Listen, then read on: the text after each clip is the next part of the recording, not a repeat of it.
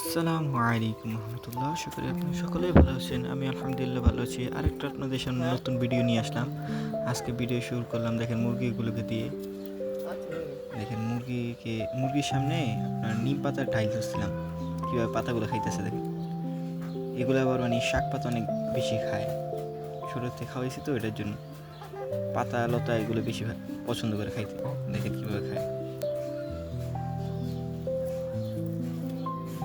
আর এর কিছুক্ষণ পর আটা নিয়েছিলাম, আম্মু আটা বানিয়েছিল রুটি গুলানোর জন্য, সেখান থেকে আটা নিয়েছি। দেখেন আটা দেখছি সাথে সাথে আইসা পড়ছে। এই আটা অনেক পছন্দ করে খায় মুরগি। আর বড় দিই না, কারণ এটা আঠালো হয়তো ঠোঁটের সাথে বাইরে যায়, একটু মানে কষ্ট হয়। এটার জন্য ছোটো ছোটো দিই যাতে টুকরা টুকরা নেয়, এটার জন্য। এই দেখেন কীভাবে খায়।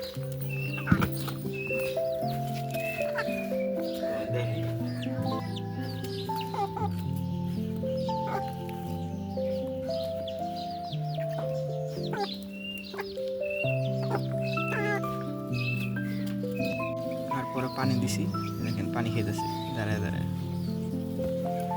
পানি খাওয়াটা বেশি ভালো লাগে যখন খায় একসাথে। আর বাচ্চাগুলোকে এখনও ছাড়ি না, কারণ ঠোকর দেয় মুরগিদের, জন্য এখনও ছাড়ি না।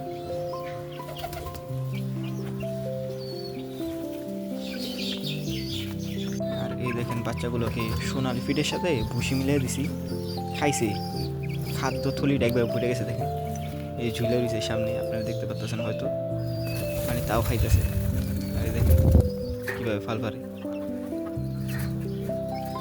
তাও খাবে। দেখেন একটা ফুলে রয়েছে, কিন্তু ভিডিওতে বোঝা যাচ্ছে আশা করি।